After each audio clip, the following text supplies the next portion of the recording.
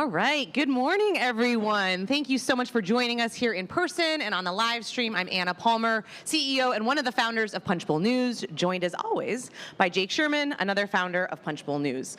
We are very excited to kick off our 2023 series with Goldman Sachs Small Business Voices. This year, we are focused on, again, small businesses and the future of America. We're going to be talking this morning to Representatives Brian Fitzpatrick, the Republican from Pennsylvania, as well as Josh Gottheimer, the Democrat from New Jersey, who are also co-chairs of the Problem Solvers Caucus. We're going to solve some problems today. I mean, I try to solve problems most days. Yes, you do. Afterward, we're going to have a fireside chat with Amon McFarlane, owner and COO of 21st Century Expo Group, and also local, which is exciting. And Patrick Hall, owner and CEO of Alon Flowers. They're going to join us for the fireside chat portion. A quick reminder, as always, you can find Punchbowl News on all social media platforms at Punchbowl News. We appreciate it if you tweet about this, put it on Instagram, share it with your friends and family. And with that, let's welcome the Congressman to the stage.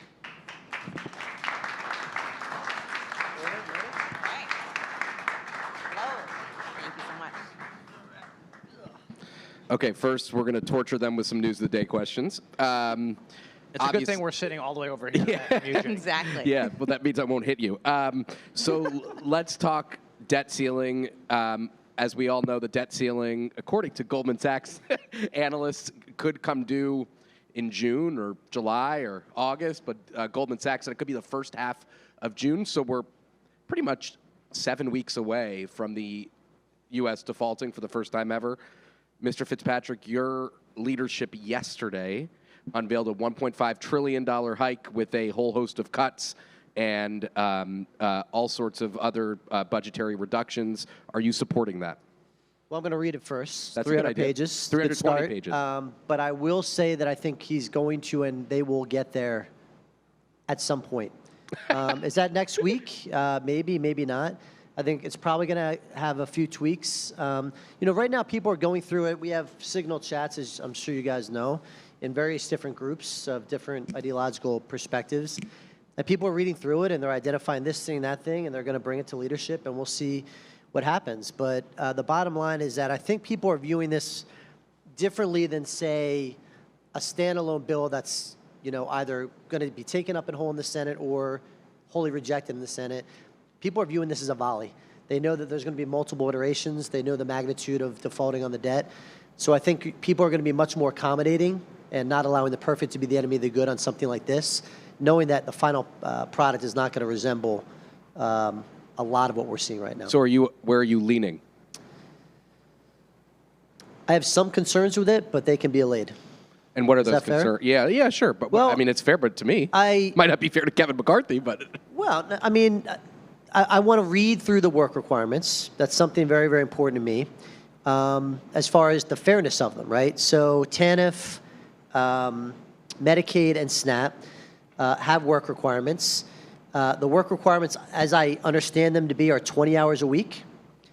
It can be not only working, but it can be looking for work. It can be training for a job. It can be volunteering. It could be volunteering at the church across the street for a charity. So that's pretty expansive, and that's important to me to make sure that work requirements, if they are included, are not onerous and that they are achievable. So if that in fact is true, that you can volunteer at a church 20 hours a week, half-time, part-time, and still qualify, and it only applies to able-bodied individuals with no dependent children, I think that's probably okay. But that's something I'm going to key in on. All right, I want to shift over to Mr. Gottheimer here, and then maybe you can say where you are at, Mr. Fitzpatrick. But the Speaker says he wants to cut spending as part of the debt limit bill. Is that realistic? Where are you on that? Is that something you could find yourself supporting? On his particual bill? No, on a final package. Well, I think you have to look at the totality of any package. It's hard to just answer on a piece of it. But my concern with what is being proposed yesterday, and I too am, just reading through it, but some of the concerns I have in terms of on the clean energy side stick out. I'm also want to really look at the work requirement piece that's concerning, and that's why I think, and on the small business side, and thank you Goldman Sachs and thank you Punchbowl for having us. There's also this would probably mean cuts to small business programs. and to a lot of other things that I think are critically important. So that's why you have to look at if they go back and adopt levels, which is my understanding is they want to go back on the adoption of spending levels. You have to really see what the overall impact would be on defense and other areas as well. So that's the kind of analysis we have to do. I think, it's probably commonly accepted that even if this passes the House, obviously we're stuck again because I don't believe this is getting out of the Senate. So then we're back in the place of understanding, well, what do we do, right? And how do we get back, which I think is the bigger issue we've got to really work through, is what do we do to actually get a deal done? How do we make sure we do not go off the fiscal cliff, which is unacceptable? If it is Goldman's numbers, whatever numbers we learn about next week from Treasury, in terms of what that timeline looks like, either way, it's a short fuse. And as you know, it's hard to get things done here quickly. I mean, right? You guys report fast, but sometimes it takes us a little longer. And the question is, well, so then how do we get out of this? How do we make sure we don't default? And how do we also make sure we address our longer-term fiscal issues? And obviously what Brian and I and the Problem Solvers Caucus proposed, I think lays out one alternative for that. But hopefully our leadership can meet with each other and figure something out. Tease that out. We have the Kevin McCarthy plan. I think everyone acknowledges that's probably not the final plan. Definitely not the final plan. But what have you proposed? What are some of the things that you think might actually be more amenable to Democrats and Republicans? Well, in terms of on specifics? Yeah. I really believe, and this is kind of where we came to. We spent the last couple months on this. Was right with January. We started really working on this, I guess, in January. And what was very clear in all of our discussions with both sides, there are a lot of things that quickly, as you know, when you start throwing them back and forth, people like certain ideas. And the question is, how does a package really come together? Both sides are going to have to give a little in any of these agreements. And that was clear, whether you're talking about revenue, whether you're talking about cuts, no matter how you look at it. It's why we really believe we got to the point of saying we really need an expert panel that's willing to look in the totality, come back to us and say, as a package, here's how this could all come together, because each item can devolve off into a political skirmish, right? So the question is, how do you look at it in totality? What we all agree on is you got to set aside the debt ceiling issue. We can't allow, there was, I think, unanimous agreement in our group, you cannot allow us to default and put the full faith and credit of the United States at risk, but you also have to deal with longer-term fiscal issues, and I think there was a deep acknowledgement of both, which is how we got to where we got. Okay, so let's talk about, there's no way I know you're reviewing it, there's no way you're going to vote for this package, but why did Jake, that's incredible reporting. Breaking I love how Jake news. tells us what to do and what we're going to do. I didn't say what he should do. I just know he will not at the end of the day. But one thing that is that would surprise me, and this is both of you, I think, play a part in this in some respect. A lot of people thought for a long time that someone in Congress should have introduced a clean debt ceiling bill and then file a discharge petition to get it out of committee. Neither of you did that. Even as a fail-safe, a discharge petition requires 218 signatures. You would have gotten there there's a couple people in your party who would be for that as a fail-safe. Why didn't you do that? You were giving McCarthy time to negotiate, but I mean, retrospectively, was that a good idea? Because a clean debt ceiling just further kicks the can down the road. It starts with everybody's got to decide where they fall on these two things. You either believe it or you don't. That we have not one, but two simultaneous problems. We are at a fiscal cliff at risk of default. You either believe that that's unacceptable or you don't. I believe it's unacceptable. I think most people do. Not everybody, most people. Second is that we have a debt to GDP ratio that exceeds 100%. That's happened 2 times in our nation's history, World War II and today. You either believe that's a problem or you don't. And if we're not attacking both problems, then we are acting in a manner that's unbecoming of our responsibilities. Now, the way I wish we would have proceeded is knowing how this is going to end. We know how it's going to end. It's going to be a 2-party solution done at the last minute, right? Is it fair to say that that's what's going to happen? Probably, You yes. have a 4-vote Republican margin in the House. You have a 2-vote Democrat margin in the Senate. You have a 60-vote filibuster threshold with a Democrat president. So anything that gets done, and we know something has to get done, we're not going to allow our markets to spiral. We're not going to allow that to happen. Anything that happens is going to be a 2-party solution. So why not start now on that? And a clean debt ceiling, that's a 1-party solution. That's not a 2-party solution. But Mr. Gottheimer, you're probably not. Let me ask you, are you comfortable with a clean debt ceiling? If that came up, Yeah. of course I'd support it. Yeah. The question is, could you actually get it? Could you get it passed out of the House? Could you get it passed out of the Senate? Could it become law? And part of the challenge was just purely parliamentary in terms of what level you'd be at, right? That's right. And there were some real questions about a discharge, which is why I think our leadership was saying why there was actually concerns, because you didn't know what level would be. So you're discharging something, and then that would, remember, it discharges back to the committee, right? So then the committee can mark something up. It wasn't necessarily, my understanding, an actual fail-safe that would work. Right, and so part of this is, can we come up with something that actually would work, that both sides give a little bit on, both sides can come to the table, and I think what Brian and I and a lot of us feel is like people actually have to get to the table and talk, and it's very important. Even if you don't agree on everything on day one. Well, Biden's saying he doesn't want to do that. You keep working, right? But maybe he will now. Now that they've made a proposal, maybe they will. But I think it's important that we talk, and it's always that engagement is critical. All right, we're going to ask, we have two other topics we want to get to very quickly before we get to small businesses, and we have a lot to talk about on that issue as well. But I want to just shift quickly, financial services for a second. You, Mr. Gottheimer, are on financial services, Mr. Fitzpatrick on Ways and Means. Are the regional banks out of the woods? How concerned are you? Well, I think that we're certainly in a lot better place than we were a few weeks ago.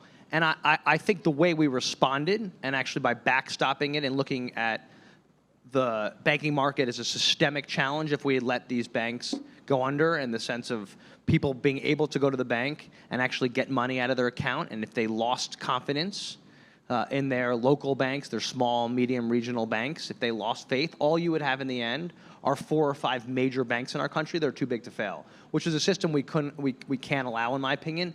Also, you can't have it that, you know, a lot of our smaller banks are very involved in the community. They take risks and make loans. Like the 10,000 small businesses is the kind of approach that a lot of our community and small regional banks take. They take risks on people, right? They'll say when we see a punch bowl, that's a great business idea, we should give them a small business loan, right? And that's when they start up. And we need that, we want that in our country. And so I think the Fed was right, and to react ultimately and backstop. I think we have to still get to the bottom of what happened in that bank, in that particular bank, and make sure that, and I've been critical of that Fed, of that regional Fed not doing their job and actually doing proper oversight. But you can't have it in this country where we allow just a few banks to be running everything. And I think we stepped in the right way and calmed things down, including in Europe where things calmed down. And I would say, when I look at SVB and Signature, I see a managerial problem and a supervisory problem. I didn't see a regulatory issue there. Just my perspective. Their portfolio was not, it was out of whack. It was not consistent with the risks that were present. Spiking interest rates, coupled with, you know, the world of social media where you can have a Twitter-induced run on a bank. They were not prepared for that. Hopefully, the contagion has been withheld. That was really the risk, is what was the contagion, what was going to be the spread on other regional banks. I'm hopeful that enough time has elapsed where any banks that had similar flawed models have had time to recalibrate. So it doesn't sound like you think there needs to be legislation to fix this. I don't.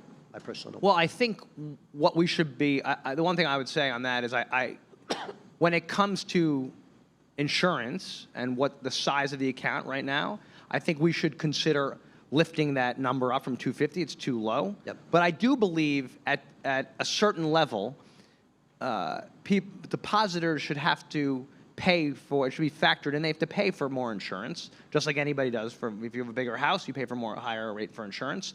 And I think we should have a similar model and let the market drive that process, right? So if you have $10 million in an account, you should pay more insurance than someone who has $100,000. But the minimum, we're going to have to legislate a higher number. I think Brian brings up a great point on social media, which I'm not sure we can legislate, but we have to be very aware of the runs on the market that could be caused now in a flash, and that is a big change.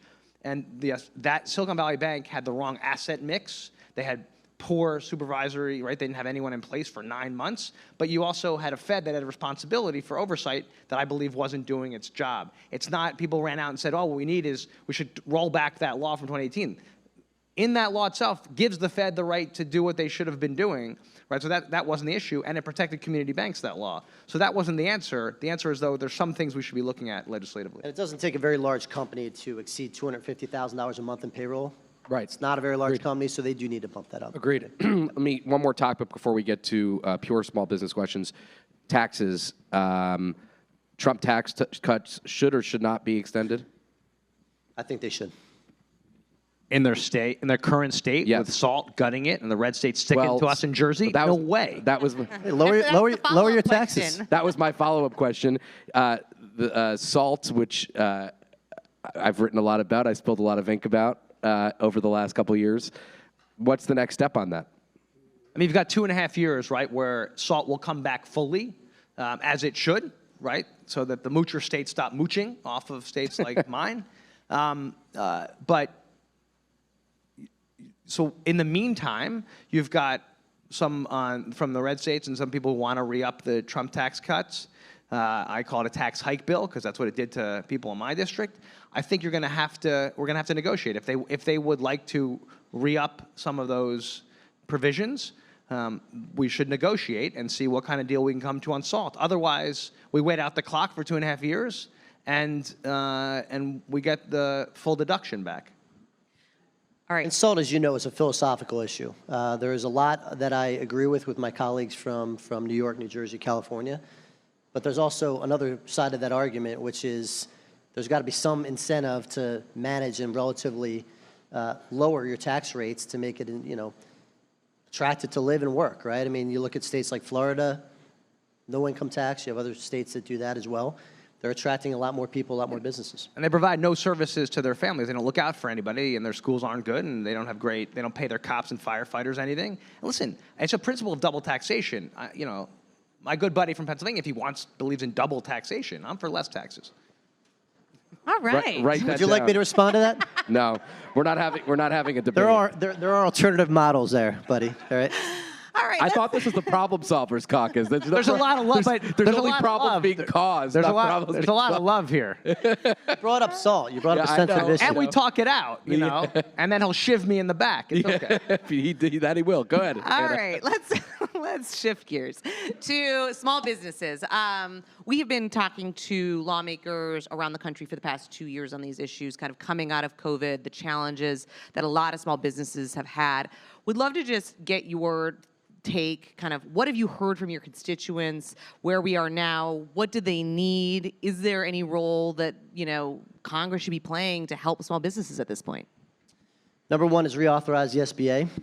It was founded in, the first authorization was, I believe, in 1953. Last reauthorization was in December of 2000. So we've gone decades without reauthorizing it. I would analogize that to having an iPhone that you haven't updated the software, the apps in 10 years. It wouldn't function very well. The purpose of reauthorizing an agency, and SBA, as we all know, is the cabinet-level agency that looks after small businesses. They played an incredibly outsized role in recovering from the pandemic. In fact, I think it was over $1 trillion in disbursements that they were responsible for overseeing. And it was very interesting from our district office standpoint, I'm sure Josh as well, so many of the casework matters that we were addressing, Paycheck Protection Program, EIDL loans, we were dealing almost exclusively with SBA, dealing with the hospitals a lot on the physical health side, but on the SBA, on the economic health side, and they need to be reauthorized. I think it's really important that we modernize it. FAA reauthorization is a good model to look at. There was a lot of discussion about how do we modernize our air traffic control systems. We looked at other countries like Canada. Do they have a better system, a worse system? We need to upgrade and modernize our program. So I think that's the first thing we need to do legislatively. I mean, as you said, it's been decades, right? So, I mean, what are the 2000, yeah. Yeah, I mean, what are the chances? What could be the market-moving thing that could actually get this done? I don't think it should take that. We authorize all of our agencies. We have the Farm Bill this year. We're reauthorizing FISA this year. We're reauthorizing the FAA. We're doing it for other agencies. I don't know why SBA keeps getting left out. What would you do to modernize it? Well, I mean, just to add to that point for 1 second, I'll get to that. I mean, part of what Brian's pointing out is completely right. I mean, unfortunately, small businesses and things involving small businesses often get brushed aside, right? And that's part of a challenge we have when in Jersey we've got 99% of our businesses are small businesses, half the jobs, right? So it's critically important from an economic growth perspective and an investment perspective that we pay attention to our small businesses, right? And think about it. But Brian's right. Also, you can't use an old model, an old lens when you're living in a whole different world than we were a couple decades ago. Right? It's a whole different world. And the good news is that you've got a lot more women-owned small businesses. You've got a lot more minority-owned small businesses. Those are great developments. The question is, shouldn't we be looking at the SBA and saying, well, how do we make this place better for the world we're living in now, and for technology, for the fact that we have a more diverse workforce? Those are all great things, and what do we do about it to help promote it more? You know, we were very involved. The Problem Solvers Caucus was very involved in the last package under the last administration, and on re-upping PPP, on EIDL, which were critical. But the Small Business Administration was flooded, right, in a short period of time, and was never in the position to have to handle the kind of incoming that it did in a short period of time. And frankly, overall, I think they did a really good job dealing with it. Imagine had they been modernized in a lot of ways, even better how they might have handled it and what other fail-safes they might have had in place. But you can't let decades go by before rethinking a government agency, or frankly, imagine a business in this country for 20-someone plus years just ignoring all innovation and changes and thinking they cannot have to update. It's ridiculous. Congress created the Office of Advocacy inside the SBA almost 50 years ago, an effort to have an independent watchdog. A lot of agencies have that for the small business community. This position hasn't been filled permanently for more than 6 years.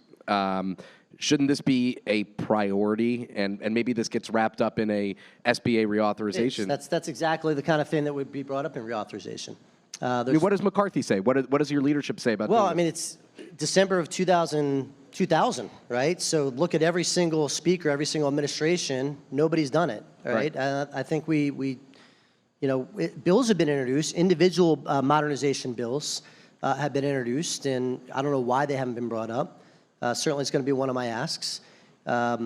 Capital, counseling, and contracting. I mean, those are the three priorities, the three goals, the three mission points of the SBA, and they're all antiquated right now on all three fronts. We are quickly. But you also want to be careful. That's why part of the proposal I'm looking at in the proposal that came out yesterday is what's the impact on agencies like this, and if you do strip resources away from them, what kind of impact will it have? And I think that's kind of an analysis that I think we need to do when looking at all of our legislative decisions in the next months. Yeah, well, I mean, and I'll kick it to you in a second, but that's what's going to happen if you cut. That's what the administration says is going to happen when you start whacking away at spending, and there's impacts across the board. I mean, that's kind of the reality. We're going to have to make hard decisions, right? So the question is, where are you making the hard decisions? Are they smart decisions? Or are they just across the board decisions that aren't actually thought through? That's the kind of analysis I think we have to do in making any kind of decision. Like, it's just smart, targeted cuts, or are these the right ones? And I think that's part of what we have to look at. All right, we are quickly running out of time, but I want to get to two more kind of topics when it comes to small businesses. First of which, we've kind of gone around the country we're going to hear from some small business owners in a few minutes, but talking about just the challenges coming out of the pandemic, the mental health crisis that they are facing with the stress of running a business, and then also just employing people. You've been very active on this, Mr. Fitzpatrick. Is there something that Congress should be doing or could be helping, particularly when it comes to these people in your communities? Yeah. So I've asked the speaker, I've asked the previous speaker and our current speaker, if we could just for an entire week have mental health, substance use disorder week in Congress, where that's all we do is take up these pieces of legislation. We're very good at this country of focusing on health from the neck down, not so much from the neck up. Depression, anxiety are at all-time spiking highs in our youth. It's leading to a whole host of problems triggered by social media and exacerbated by social media. And if you look at the lack of resources, the lack of practitioners, nowhere is that more prevalent than in mental health and substance use disorder. And the pandemic really spiked this. The first phase was physical health. Phase 2 is always going to be the mental health problems that exacerbated and emanated and manifested from it. And also substance use disorder. We were trending in the right direction prior to March of 2020. And all the ingredients for relapse occurred. Joblessness, economic distress, isolation, lack of availability for outside resources, outside counseling because everything was shut down, and everything started moving in the opposite direction. Myself, Andy Custer, David Trone co-lead the Mental Health and Addiction Task Force. We have an entire legislative agenda that we hope to get through. We've gotten 17 of about 30 bills done so far. Now, another challenge is something we hear a lot about: childcare. And the child tax credit was one piece of legislation that used to be bipartisan, probably no longer in some way, shape, or form. What's going to be next? Is that a priority of any of yours? I mean, big, especially coming out of COVID. You saw in the last inflation report, childcare prices spiked, I think 6 or 7%. So, what say you guys? I mean, I'd say, and first on mental health, I think that's a priority of ours in the Problem Solvers Caucus, because there's huge bipartisan support to your point of, like, can we get something done? I think Brian and I both agree, right, Brian? Though that's an area where we certainly, like that, opioids, where there's certainly a lot of bipartisan backing and hopefully opportunity this Congress. In childcare, it's actually a crisis level coming out of the pandemic, because you lost so many childcare centers, right, and so many went out of business. From affordability perspective, we've got real problems with childcare centers and people who being able to afford childcare. If we want people to work, right, we want people to be able to work, right, we have to provide childcare, right, services and opportunities for people, and good childcare. So we've got two major challenges. There's the cost side, which have gone way up for folks, and also just the availability side and having enough caregivers. But you can't have a country where we don't have good childcare available. And our economy won't work if there's not good childcare. So, like, I don't understand why this would ever be a partisan issue. We really have to. We should be dealing with this, and dealing with it right now. And frankly, from a legislative perspective, it's very hard to go home and tell people, like, hey, we're not fighting to make sure. We're trying to give you opportunity to be able to go work. All right, we are going to leave it there. Thank you all so much. Thank you so much for having us. Thank you, guys. Thank you.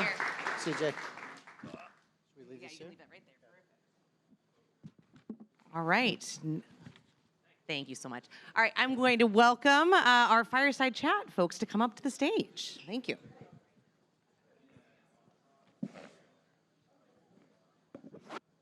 All right, we are now joined by Iman McFarland, owner and CEO of 21st Century Expo Group, and Patrick Hall, owner and CEO of Elan Flowers.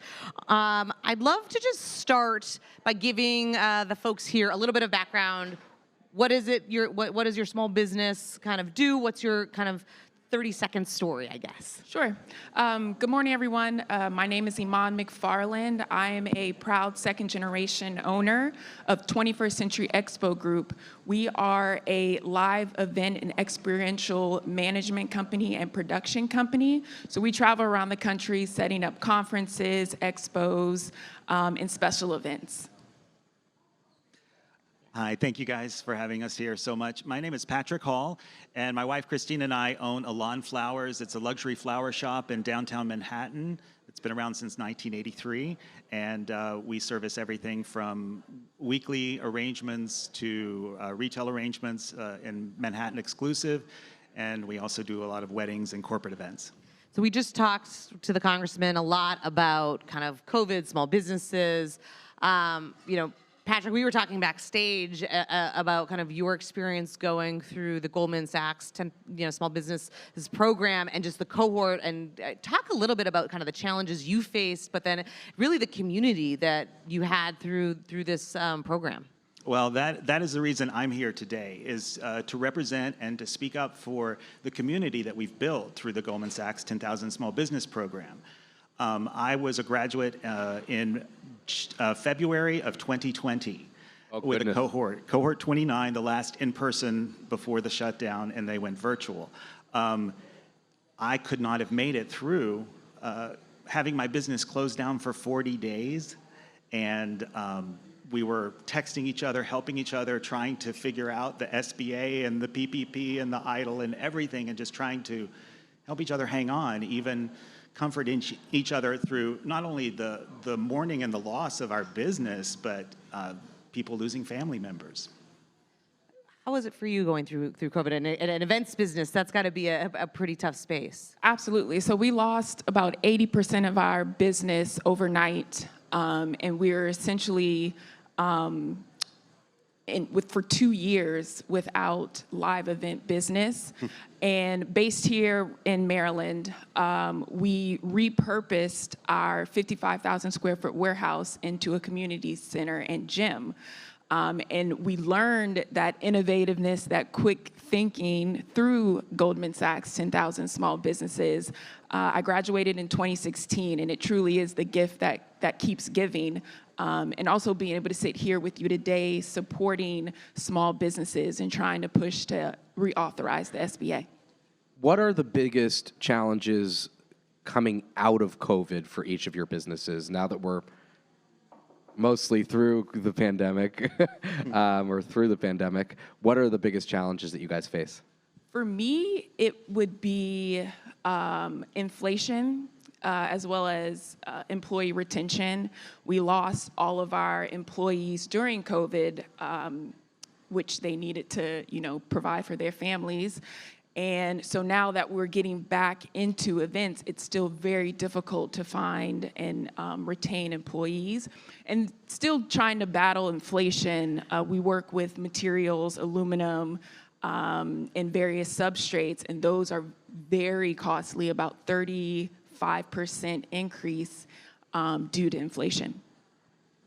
For me, pretty much the same thing.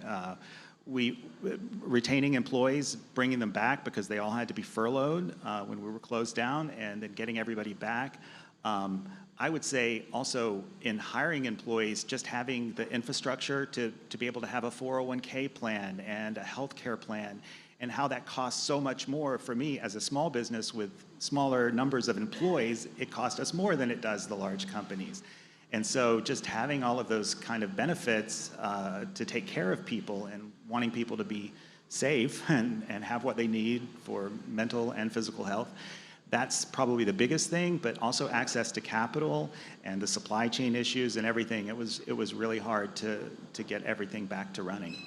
So we have talked a lot to the Congressman about the modernization of the SBA, the need to reauthorize it.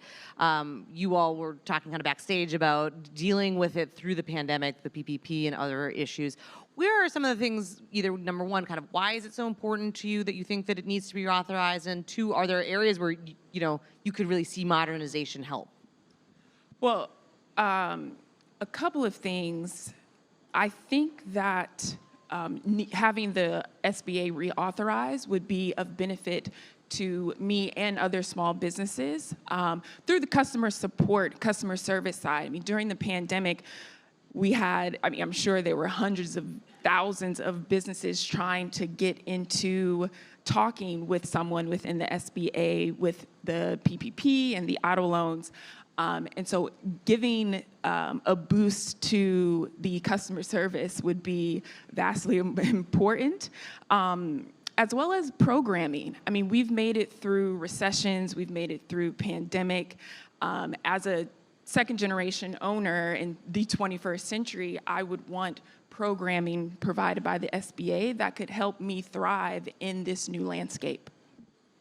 Yes, I agree. It's about getting access to the programs and having the programs looked at and modernized. It was so hard to get access to the PPP and to the EIDL loans. I applied in March of 2020, and I got a rejection letter snail mail 2 months later. And then I had to appeal that. And it took me another 6 months to get through the firewall of the SBA to actually talk to a person that found out there was a clerical error in my original application. And then I had to reapply. And by that time, the funds had been reduced and had to reapply 2 more times.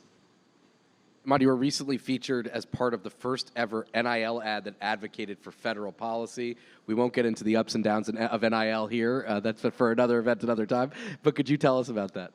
Yeah, well, it was kind of full circle for me. I'm a former basketball player, student athlete at North Carolina Chapel Hill. Wow. Pre-NIL, so that's that. We'll say that. That's I'm a small business owner. That explains the dunks. I get. Exactly. And so it was great to be able to be a part of an NIL deal that's supporting student athletes and them getting their worth and their value. And then on the other token, it was great to be a part of an NIL that was supporting small businesses like myself and pushing to modernize and reauthorize the SBA. So I had a blast. It highlighted my community center gym. So we filmed it at my gym, and it was a blast. Cool. That's awesome. All right, we are quickly running out of time, but before we go, one of the questions we often ask in the fireside chat is we were in Washington. You have a lot of folks watching on the live stream in person that might have the power to do something with the things that you want. What's one thing you wish lawmakers and their staffers in this administration would take into account when they think about small business and think about legislation around small businesses? Just everything that you were talking about with the legislators. I am here today taking time away from running my small business to be here and speak up because we have no other advocates. You've done a lot of work with lobbyists, and you know probably the statistic that there's like 5 to 7 for every single legislator here, but we haven't even had an advocate within the SBA, the only agency that supports small businesses, and it hasn't been recertified in 22 years. It's like, we need help now. We need this to be looked at now and stop overlooking small businesses and recertify the SBA. I couldn't say it better myself, but you know, sitting down, having these conversations, fighting for small business, advocating for us, is we are trying to use our voice, but it's difficult to do. But having these conversations with the policymakers and the lawmakers will make all the difference. All right, we're going to leave it there. Thank you so much for joining us this morning. Thanks to all of you in the audience on the live stream for joining us. This is part of a series. We'll be back with more announcements on where we're going to be going with Goldman Sachs the rest of this year. A big thank you to Goldman Sachs, 10,000 Small Businesses Voices, for their ongoing partnership. Have a great day and stay safe, everybody.